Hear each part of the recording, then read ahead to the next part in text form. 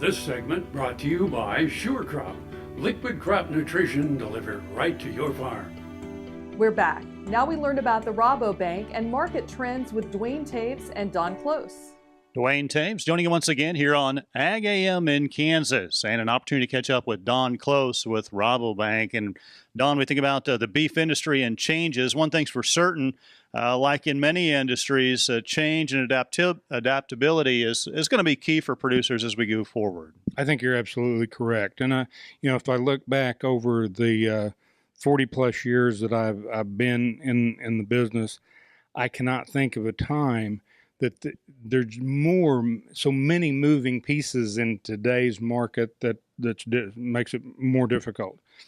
The other thing going on, particularly right now, you got all of these tariff trade issues going on. I've never seen a time there's just so much noise in the market. And at the end of the day, I really don't think it's much more than that, but it just clutters the field as we try to decipher and work through these issues. As we look to the next 3 to 5 years down the road, focus on consumer has certainly been a bigger presence within industry circles, and it provides some interesting opportunities. I think there's some incredible opportunities, and as we talked this morning, we're 2018, we know that the millennial population has outnumbered baby boomers for a number of years, but 2018 is the year that the baton will pass, that the millennials will have more spending power than the boomers. So I don't know that means radical changes, but just as we see the concerns of interest of those younger consumers being a bigger driver in the marketplace. But I also see the really good opportunities, certainly in the last several years, with the growing economy and the demand that has created for beef has been like nothing I've ever seen before. We talk about always concerned about changes. There's other segments of the food chain delivery system that are going to see even bigger changes than those who are providing the food at the base source.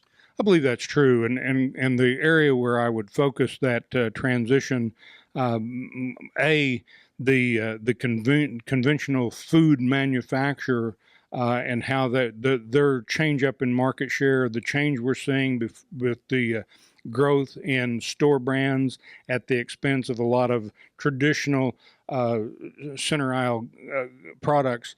I think that the sensitivity that both the cattle industry and beef processors will have to be more sensitive to what are the concerns and requests of that consumer and the buying power that they drive.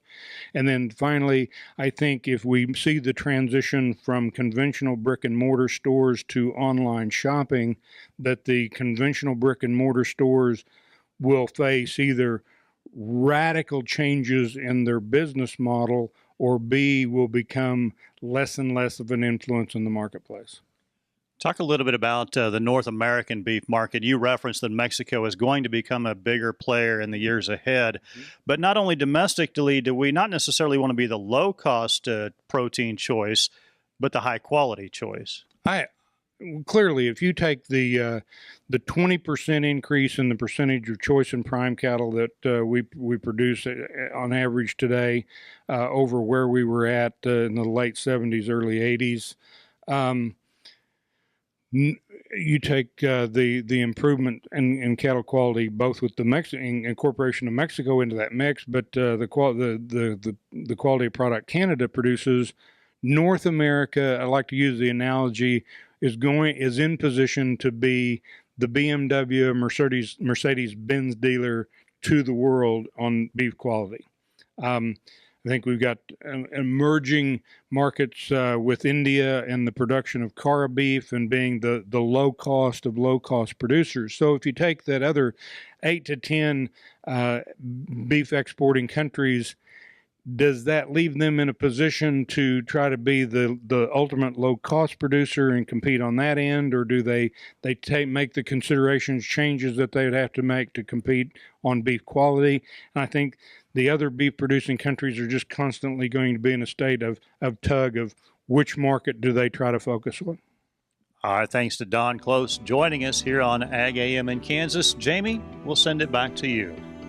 Thanks, Dwayne. Come back after the break for this week's Kansas Farm Bureau update. I had this horse. It was a good horse, except when the wind was blowing above 30 miles an hour. Wind was blowing about 35, 40, and I saddled him up, rode him out to the end of the lane, and I thought, well, he's doing pretty good. And about 6 jumps later, I was laying on the ground and thinking, boy, my shoulders sure hurt. I kept waiting, and it didn't get better, and so I went to an orthopedic surgeon, and that showed that I had torn rotator cuff. And said, well, I have to do surgery. I farm and ranch by myself. This is not going to work out very well. I'd been sleeping in my recliner for about 2.5 years because it hurt too much to sleep in bed on my side. I'd heard about Kansas Regenerative Medicine Center on the radio. Gotten down there at 8 o'clock in the morning, and by 11:30 the procedure was all over. They just took some fat out of my side here and spun that down for about 45 minutes and then injected it in my shoulders, and I was on my way.